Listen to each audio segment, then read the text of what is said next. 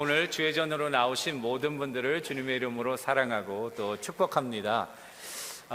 야고보서를 우리 매주일 강해하고 있습니다. 첫 시간에는 그 야고보 장로님의 귀한 도전의 말씀은 여러 가지 시험을 만나거든 기쁘게 여기라는 것이었습니다. 시험이라는 것은 참으로 괴로운 것입니다. 여러분들이 한 가지 시험만 있어도 벌써 입맛도 없고 그리고 잠도 잘 안 오고 어떤 일을 하든지 그것이 이 마음에 꼭 걸려가지고 여러분들을 괴롭히는 그런 것입니다. 근심이 있어서. 잠언에 보면은 마음의 근심은 우리의 뼈를 마르게 한다고 그랬습니다. 이거는 여러분들과 내가 살면서 다 경험하는 바입니다. 그런데 오늘 이 야고보 장로님은 여러 가지 시험, 한 가지 시험이 아니에요. 여러 가지가 한꺼번에 이렇게 겹치는 그런 시험을 만나거든 온전히 기쁘게 여기라.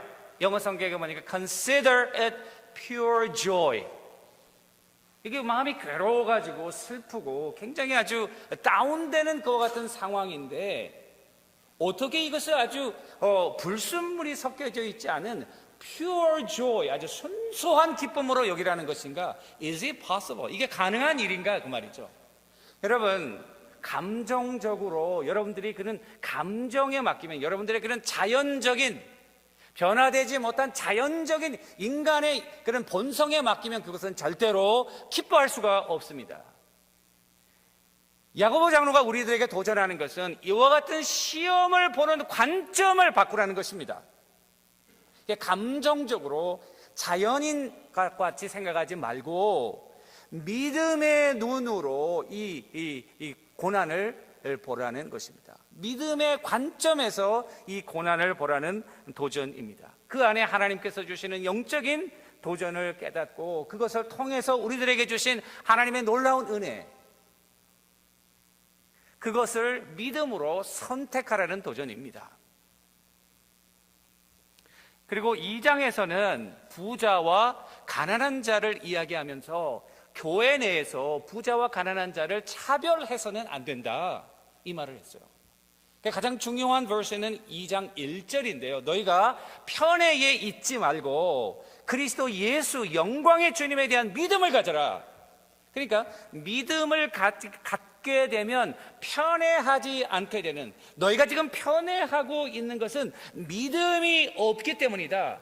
너희가 지금 그리스도 예수 안에 믿음에 올바로 서 있지 않기 때문에 편애하는 것이라고 하는 그와 같은 도전의 말씀이에요. 그러니까 시험에 관한 거나 또 차별에 관한 거나 가만히 보면 둘 개 다가 믿음에 관한 문제예요. 믿음으로 시험을 볼 때에 우리가 기뻐할 수 있는, 기뻐하도록 선택하는 그런 믿음의 의지예요. 또 차별하지 않는 것도 믿음으로 그리스도 예수 안에서 바로 서게 되면 이 차별의 악한 문제를 해결할 수 있다, 그 말이에요. 그러면서 오늘 말씀에서는 오늘 중요한 것이 17절과 26절입니다 17절에 보니까 이렇게 했어요. 이와 같이 행함이 없는 믿음은 그 자체가 죽은 것이다. 또 26절에 보니까 영혼이 없는 몸이 죽은 것과 같이 행함이 없는 몸은 그 자체가 죽은 것이라. 행함이 없는 믿음은 죽은 것이다. 시험의 문제에서도 차별의 문제에서도 믿음의 문제예요. 그런데 믿음이라고 하는 건 뭐냐? 그냥 마음으로 생각하고 인정하고 그렇게 내가 알고 있는 것으로 끝나면 참된 믿음이 아니라는 거예요. 그 믿음이 행동으로 드러나야 된다고 말이에요. 시험을 만났을 때에 정말로 기뻐하는 것이 그게 믿음이다, 그 말이죠. 차별의 문제에 있어서 차별하지 않고 한 걸음 더 나아가서 연약하고 힘든 자들과 함께 그 무거운 짐을 지며 도와주는 것이, 그것이 믿음이다, 그 말이에요. 저는 이 야고보 장로님의 도전은 바로 여러분들과 저에게 주시는 하나님의 음성이라고 확신합니다. 여러분들과 내가 믿음에 대해서 얼마나 많이 들었습니까? 정말 여러분들의 믿음은 그 믿음처럼 삶의 행동으로 나타납니까? 내가 교회에 오래 다녔다고, 내가 교회 직분을 가지고 있다고, 그리고 우리가 이렇게 말은 하지만은 정말 여러분들이 가지고 있는 그 믿음이 여러분들의 삶에서 얼마만큼 효과적으로 여러분들의 믿음이 삶으로 드러나고 있느냐 그 말이에요. 저는 말로 하는 시대는 끝났다고 생각해요. 말로 하는 거는요, 사람들이 다 실증내요. 관심도 안 기다립니다. 우리가 소금과 빛이 되자고 이렇게 표를 내건 이유는 뭡니까? 믿는다고 우리끼리 이렇게 믿고 떠드는 것이 아니라 여러분들이 가정에서 또 직장에서 여러분들의 삶의 위치에서 성도로서의 그런 행동과 말과 삶의 양식이 드러나고 있느냐? 그 질문입니다, 여러분. 여러분들과 나에게 주시는 도전 아닙니까? 한국 교회에 주시는 도전이 아닙니까? 미국 교회에 주시는 도전이 아닙니까? 미국 사회에 주시는 하나님의 도전의 말씀이라고 확신합니다. 저는 그런 의미에서 두 가지로 말씀을 요약해서 생각해 보겠는데요. 첫 번째는 믿음과 행위는 분리될 수 없다는 것입니다. 믿음이 무엇입니까, 여러분? 믿음은 히브리서 11장 보니까 보이지 않는 것들의 실상이요 바라는 것들의 실상이다, 이렇게 굉장히 아주 추상적으로 이야기하고 있습니다. 여러분들과 내가 알기 쉽게 믿음이 뭡니까? 믿음은요, 저는 이렇게 생각합니다. 주인을 바꾸는 것입니다. 나가 주인이 되었던 것을 주님으로 주인을 바꾸는 거예요. 인생의 주인을 바꾸는 것입니다. 여러분, 주인이 바뀌면 한 회사의 CEO가 바뀌잖아요. 그러면은 모든 구조가 다 재조정되게 되어 있습니다. 우리 교단도 2년마다 총회를 하는데요, 총회장이 한번 바뀔 때마다 총회 모든 구조가 완전히 바뀝니다. 주인이 바뀌면은 그 주인의 필로소피에 따라서 그 주인이 가지고 있는 중요한 프린시플에 따라서 구조가 바뀌고 그 구조 안에서 일하는 사람들의 모든 프라이오리티가 바뀌게 되어 있는 것입니다.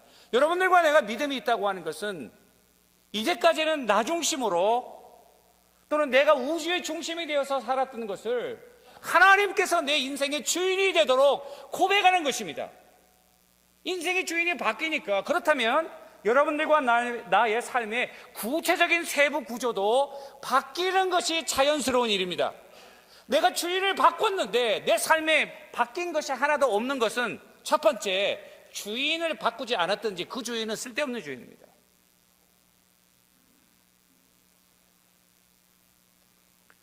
사도 바울은 보니까 내가 주인을 바꾼 이후에 그의 삶이 완전히 변화되었다고 고백합니다. 과거에는 바리새인이었어요. 유대인이었어요. 리더였어요. 영향력이 있어요. 재물도 있어요. 명성도 있어요. 부족함이 없었습니다. 이게 얼마나 자기한테 귀한 보물이었습니까? 그런데 빌립보서 3장 보니까 내가 그리스도 예수 안에서 나 자신 발견되기려 하면은 귀중했던 것들을 내가 다 배설물로 여겼다. 이게 너무 나한테 소중한 거야. 그런데 이거 다 쓰레기같이 되었어. 그런데 쓸데없는 것들이 나한테 귀중하게 되었다. 그 삶의 구조가 upside down, 완전히 뒤바뀌었어요.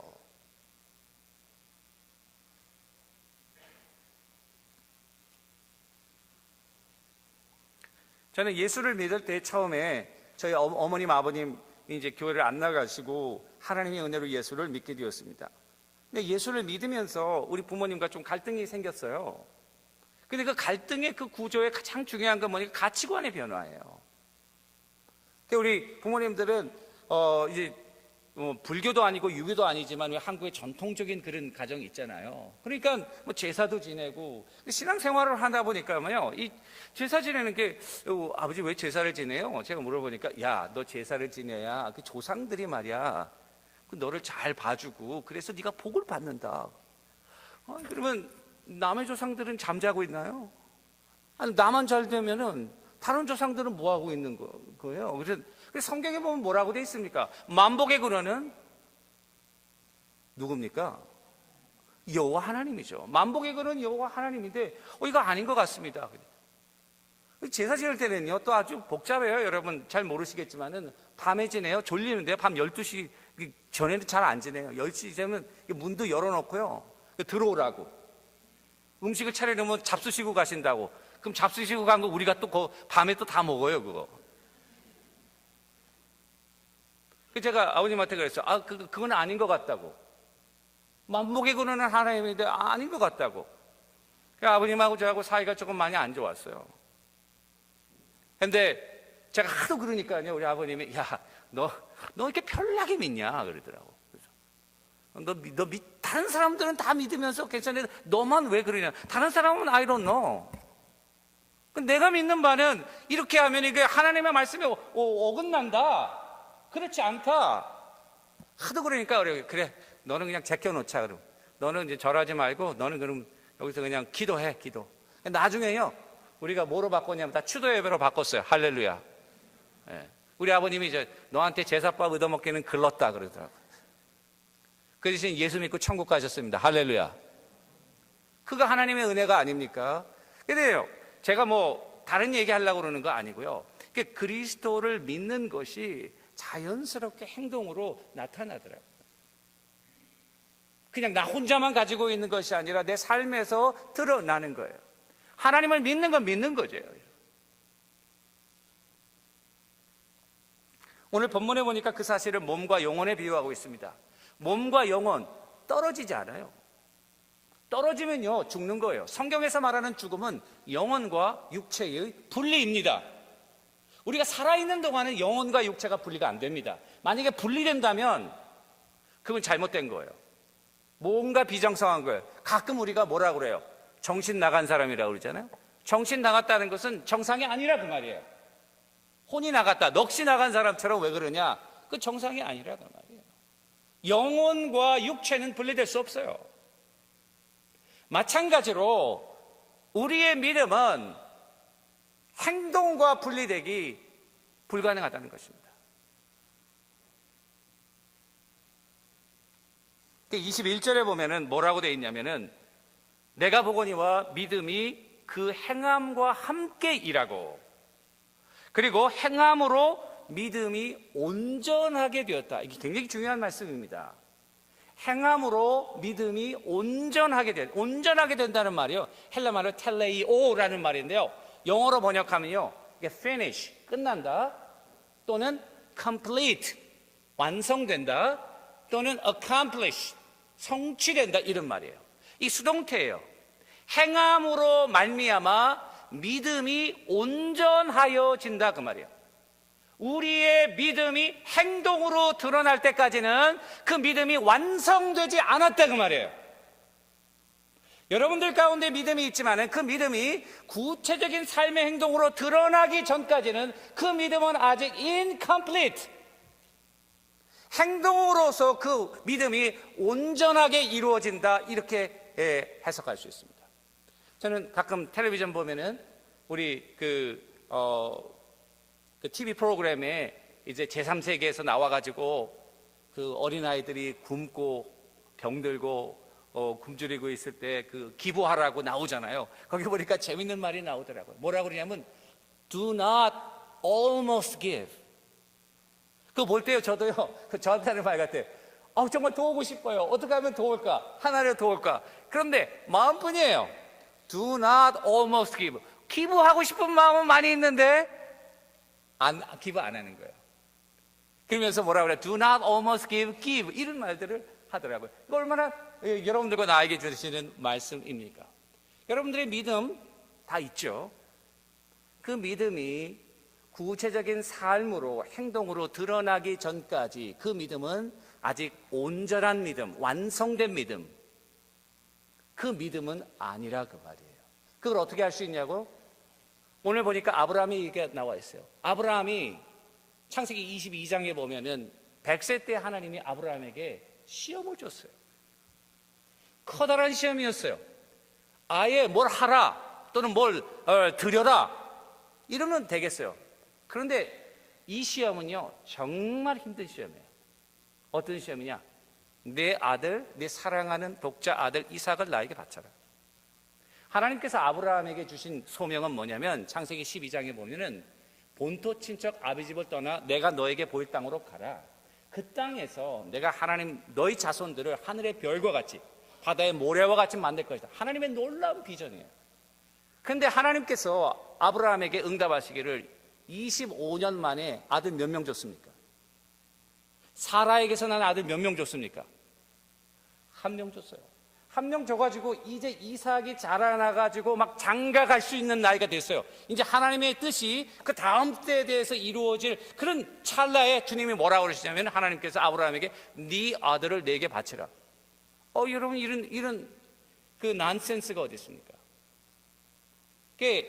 그런 시험 가운데 이 아브라함의 믿음이 말이죠, 아침 성경에 보니까 아침 일찍 일어나가지고 뭐 이렇게 고민하고 이런 것이 없어요. 아침 일찍 일어나가지고 하인들을 데리고 제사에 쓸 나무들을 다 패가지고 나귀에 실어서 하나님이 지시한 산으로 가고 있는 거예요. 그래가지고 정말 올라갈 때는 또 종들 보고 너 따라오지 마라. 그 나무를 누구에게 지게 하냐? 자기가 안 지고 누가 가졌어요, 여러분? 이삭이 졌습니다. 그 나무에 자기가 태움을 받는데 이삭을 지게 하고 올라간 거예요. 아브라함의 나이가 늙었잖아요. 칼로 잡으려고 그랬어요.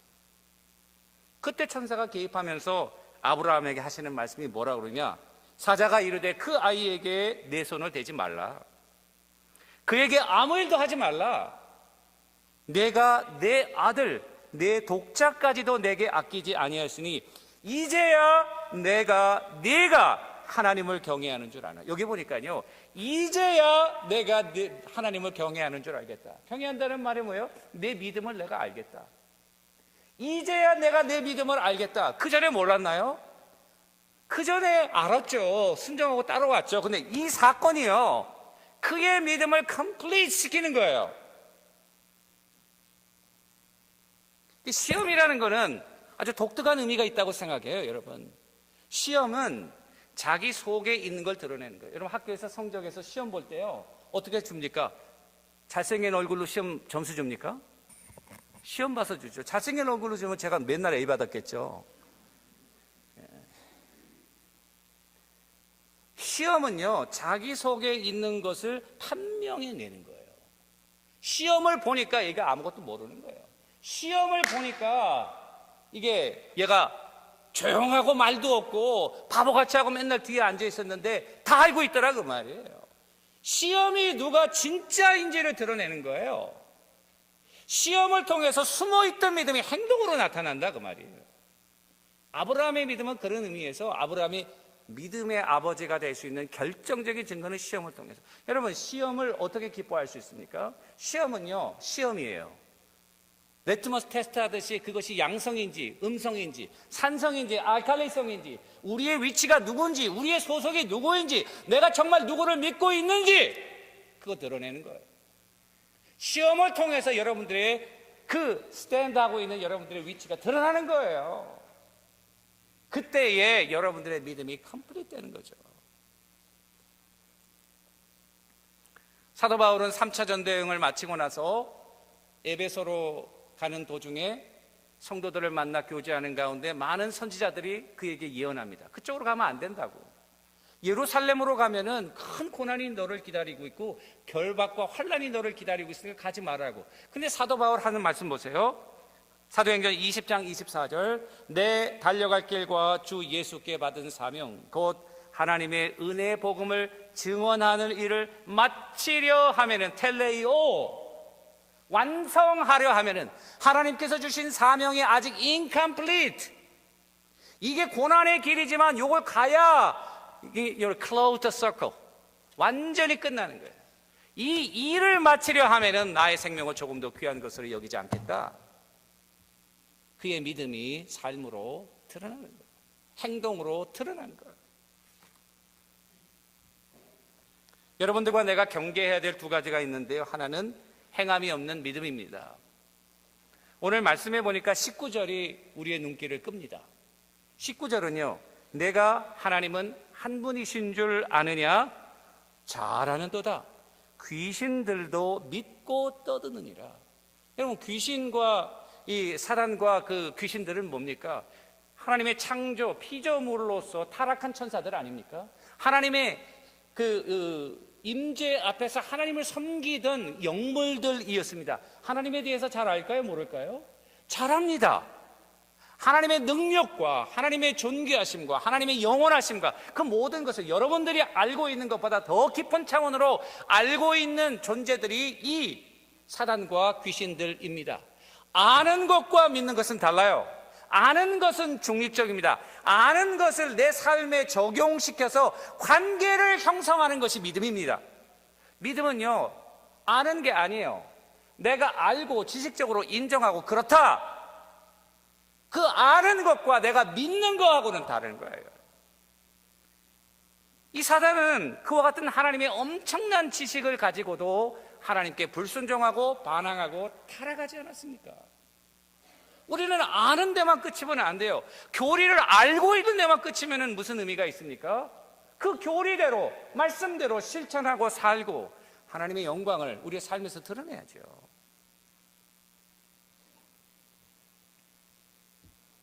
우리가 선교 가면은 이제 노방전도 합니다. 우리 팀을 나눠가지고 이렇게 가가호 다니면서 전도할 때 우리가 이렇게 복음을 가지고 복음을 제시합니다. 하나님은 영원하시고 빛이시고 완전하신데 우리 인간은 죄로 말미암아 이 하나님으로부터 분리됐습니다. 그런데 하나님께서 인간들을 너무너무 사랑하시기 때문에 자기 아들을 이 땅에 보내셨습니다. 그래서 그 아들을 믿는 자는 이제는 영생할 수 있게 합니다. 이게 다 복음을 제시한다고요. 그러면 사람들이 다 끄떡끄떡거려요. 마지막에는 아는 것만으로, 이 사실, 이 진리를 아는 것만으로는 부족합니다. 주님을 영접해야 합니다. 그래서 우리가 영접하도록 도전합니다. 그래서 영접하는 자에게 영접 기도를 해주고 교회를 소개하고 그리고 믿음 생활을 계속할 수 있도록 합니다. 아는 것과 믿는 것은 다른 거예요. 인정하는 것과 그 말씀대로 내 삶으로 사는 것과는 완전히 다른 거라 그 말이죠. 저는 그것을 나무와 뿌리에 비유하고 싶습니다.